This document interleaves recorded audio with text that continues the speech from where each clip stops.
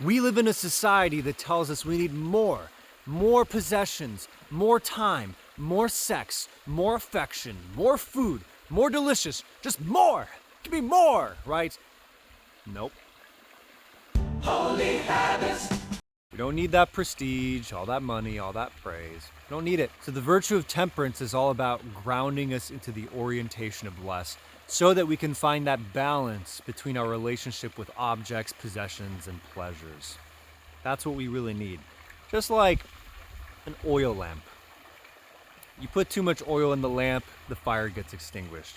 We overdo it with this more stuff, the inner fire in our hearts will be extinguished. Saint Catherine of Siena grew up in a large, prosperous family surrounded by comfort and wealth. But even from a young age, she felt called to a different path, one of simplicity and devotion. She began to dress plainly, cutting her hair short and wearing modest clothing to focus on inner beauty over outward appearance. Catherine practiced fasting, often eating only what was necessary. Her choices, though misunderstood by many, reflected a deep commitment to living out her faith with radical love and humility. What I found to be one of the most helpful exercises this last year is actually the practice of fasting, and I highly recommend it. If your health conditions allow, I encourage you to try a 24-hour fast and see what happens. For me, I remember, right, it's like I'm so used to this perceived base necessity of having 3 meals a day, maybe some snacks in between, and it just feels like death. If I don't get that, oh my gosh, how am I gonna live? That's crazy, right? But once you do it, when you do a 24-hour fast or even longer, what you start noticing is you actually don't need all these things that you thought you did to live and to feel at peace.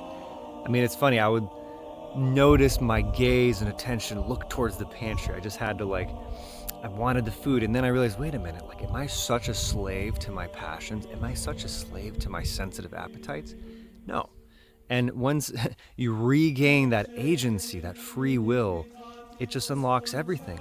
All of a sudden, if I can say no to the impulses of hunger, I can say no to the impulses of anger, of other disruption, of other sense appetites.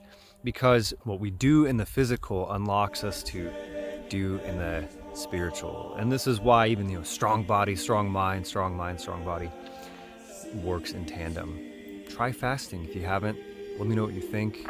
I think there's a reason why it was one of the 3 practices that Jesus Christ prescribed for cultivating the virtue of love ultimately. So, temperance.